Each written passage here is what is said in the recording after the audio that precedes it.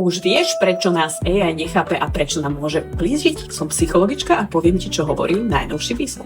AI si o nás myslí, že sme racionálni, pretože máme tendenciu veriť všetkému, čo je logické. A to je správne. Minulý týždeň mi však klientka povedala. Spýtala som sa AI, či by som mala zostať vo vzťahu. Dala som jej všetky fakty a odpoveď bola logická, taká rozumná, že som mala pocit, že mám jasno. Počkaj.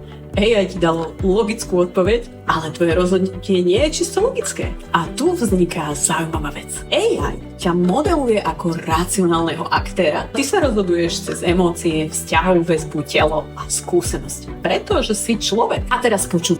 Výskumníci testovali 5 AI modelov vrátane ChatGPT a Clauda v strategických hrách, mali predvídať ľudské správanie. AI zlyhali. Ľudia často konajú emočne. Rozhodujú sa podľa strachu, nádeje, túžby, neistoty.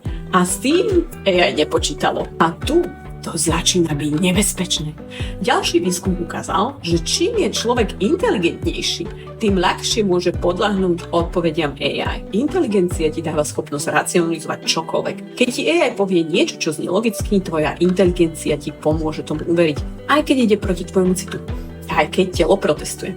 Rozum si to vie obhájiť a v tom je ten paradox. AI na teba nepozerá ako na emočnú bytosť a ty sa prestaneš spoliehať sama na seba. Automation bias. Keď odpoveď príde z technológie, máme tendenciu ju menej spochybňovať. Nie preto, že by bola správna, ale preto, že AI pôsobí a znie ako autorita. Keď ti niečo povie AI, prestaneš overovať, pretože AI predsa vie. Ale AI vie len to, čo je v dátach. Niečo sa deje v tvojom tele. A preto v tých hrách AI prehralo. Tvoj život nie je strategická hra.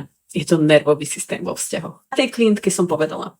AI ti dalo racionálnu odpoveď, ale ty nepotrebuješ racionalitu. Potrebuješ tvoju odpoveď. A tá nevzniká v AI.